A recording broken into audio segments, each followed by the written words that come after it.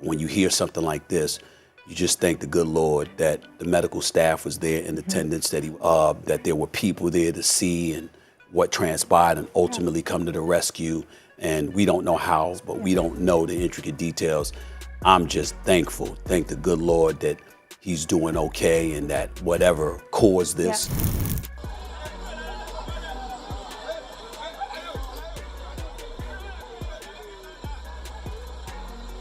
This is Anthony Joshua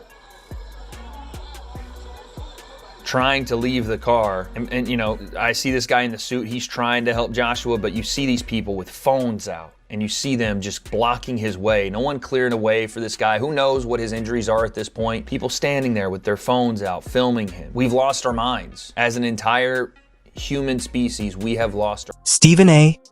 Smith reacted with visible shock and gravity as news emerged about Anthony Joshua's car crash, emphasizing that moments like this instantly put sports into perspective.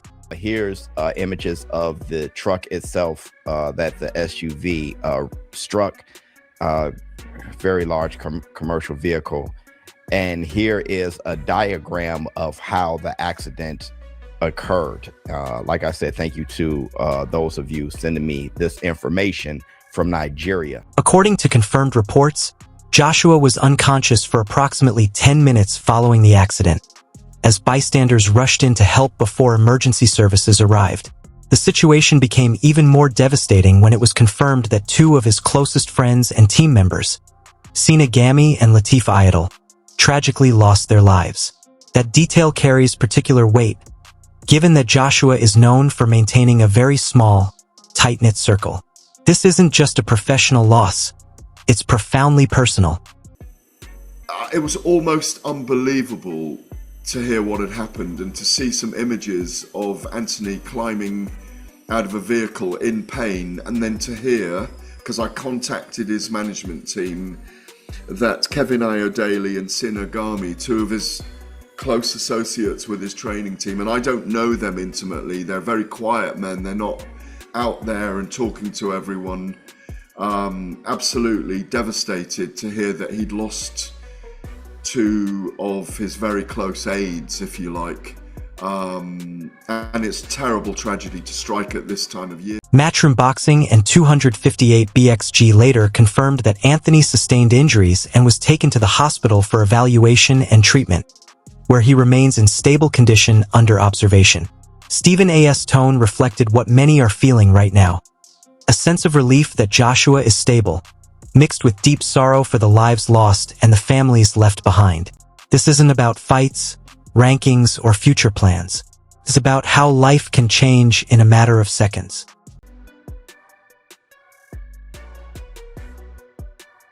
The fatal car crash claimed the lives of two people who we now know to be his strength and conditioning coach Sina Evolve Gami and his close friend Latif. Badu Jack, who is a 3-division boxing world champion, confirmed on Instagram that Latif, aka Lats, was one of the two people killed. In fact, Joshua's last Instagram story before the crash was with Lats playing ping. The fatal car crash claimed the lives of two people now identified as members of Joshua's inner circle: his strength and conditioning coach, Sina Gami, and his close friend, Latif Ayadol. 3-division world champion Badu Jack confirmed on Instagram that Latif, known to many as Lats, was among those killed. In a heartbreaking detail, Joshua's final Instagram story before the crash showed him playing ping pong with Lats. One moment, life is moving forward as usual. The next, you're depending on strangers for help and grieving the loss of people who stood beside you every day. That is why the request for privacy matters. This is a time for healing, not headlines. Right now, the boxing world isn't debating outcomes or futures.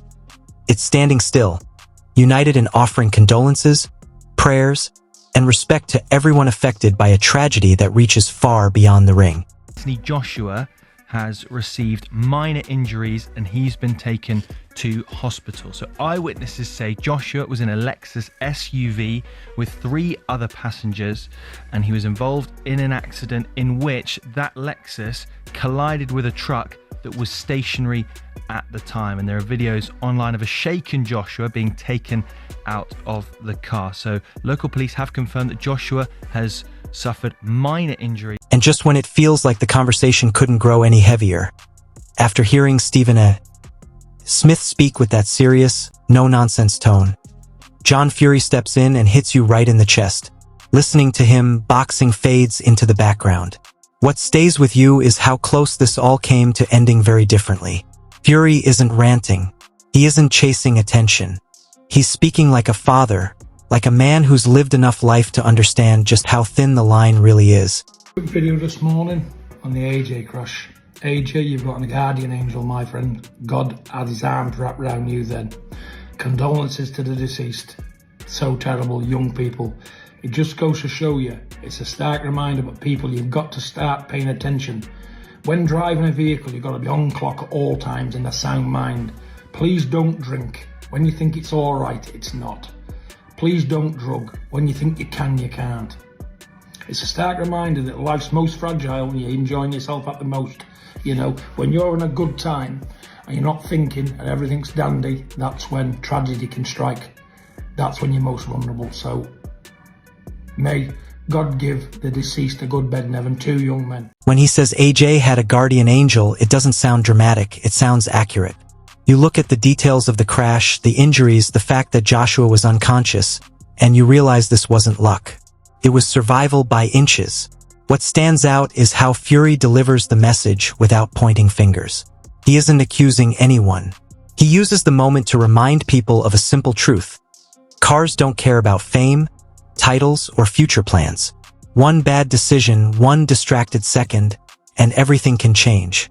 But people have to wake up and start learning and start putting out there to people that you can't drive a vehicle at speed.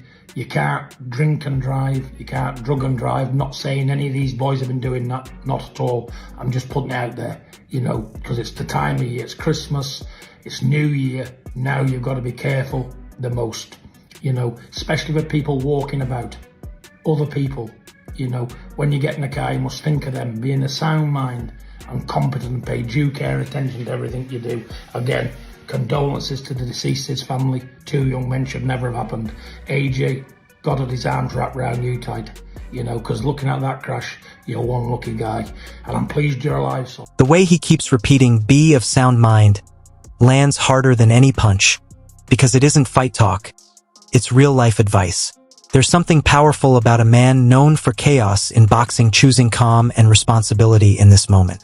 No trash talk. No raivelli. Just a clear message. Life is fragile. Protect it. In a sport built on danger, this was one of those moments that reminded everyone the real fight wasn't in the ring. It was simply making it home alive. And honestly, if that doesn't make you pause the next time you reach for your keys, nothing will. Please, you're alive. God bless you. People, take care and have an happy new year if you can. You know, but like I say again, you must take care driving vehicles. It's Russian roulette when you get in the vehicle, especially when you've had a drink and you've been doing other things. Not saying that anybody does these things, but let me tell you, it does go on, so stop it. When you walk to that vehicle, switch on, due care and attention. I've had a drink, I'm going to get a cab. It's easy. It's easy.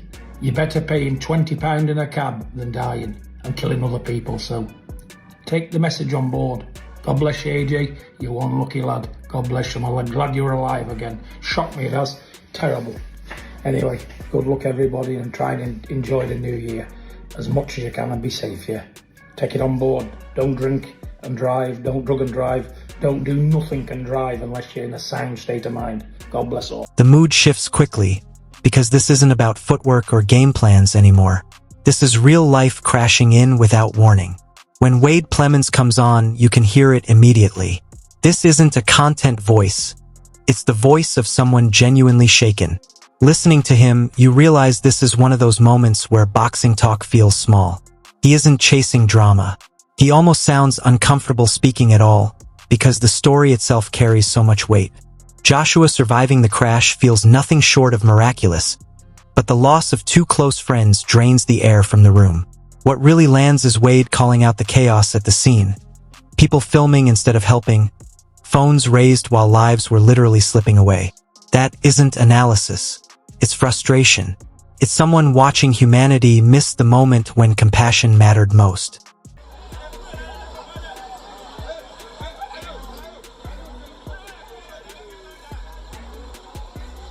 This is Anthony Joshua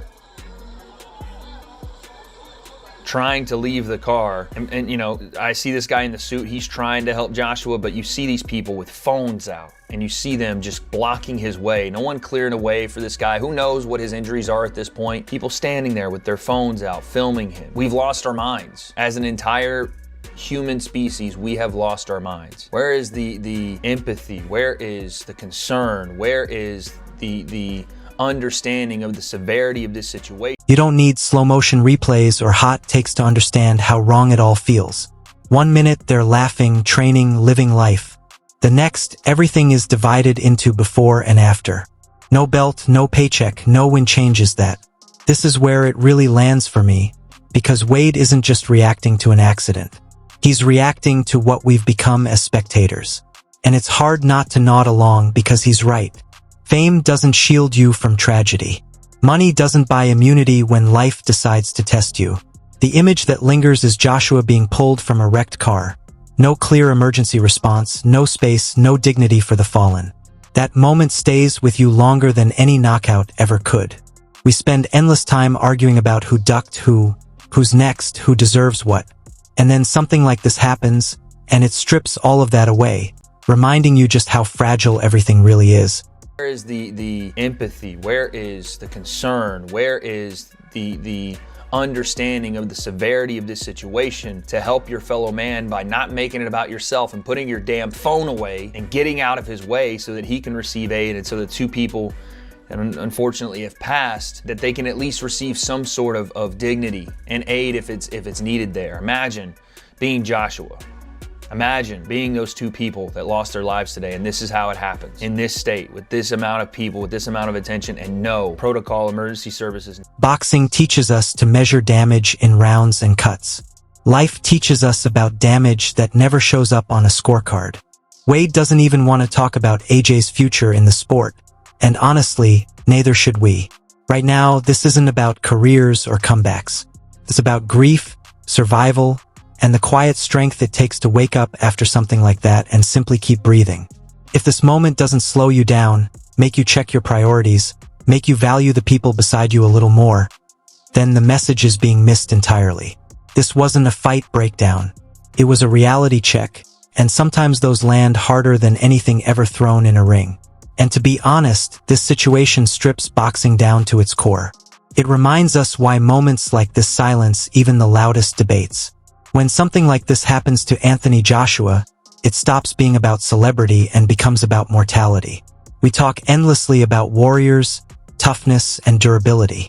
But real toughness is waking up after trauma you never trained for, and carrying the weight of loss long after the cameras are gone.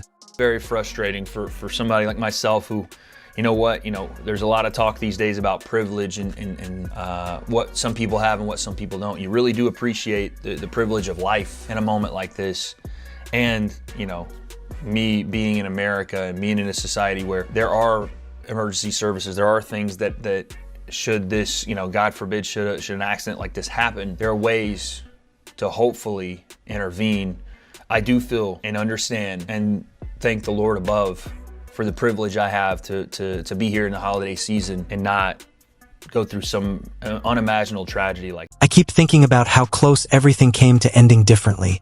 How thin the line is between normal life and irreversible tragedy. One day, you're planning your next move. The next, you're relying on strangers, doctors, and sheer grace to get through the hour. It makes all the online noise feel small, almost embarrassing. No argument, no rivalry, no hot take matters more than the people you love making it home safely. If there's one lesson to take from this, it's that life doesn't wait for you to be ready. There's no warning bell. Nori much. You get now. Hug your people. Slow down when you need to. Put the phone away when someone needs help. Boxing will always be there for debate tomorrow. Life, however, can change in a single moment. And sometimes, surviving that quiet, unseen fight is the greatest win of all. If you love boxing, powerful punches, and real fight breakdowns, make sure to subscribe to VIP Punch. Hit the like button, drop your thoughts in the comments, and share this video with true boxing fans. VIP Punch, where every punch matters.